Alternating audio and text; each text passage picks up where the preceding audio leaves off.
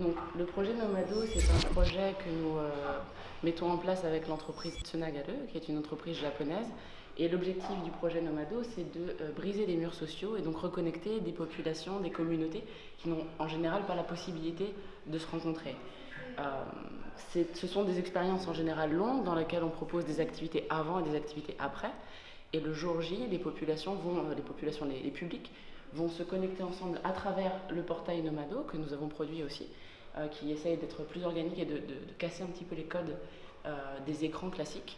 Et ils vont partager une expérience en ligne plus intense, dans laquelle on essaie de viser surtout la co-création, le design émotionnel et l'intensité. Suite à ça, en général, nous proposons aussi des activités complémentaires, de manière à ce qu'ils puissent poursuivre un petit peu l'amitié qu'il y a entre les deux groupes. Et après, on laisse la relation s'émanciper et s'autonomiser entre les deux populations qui ont profité du projet Nomado.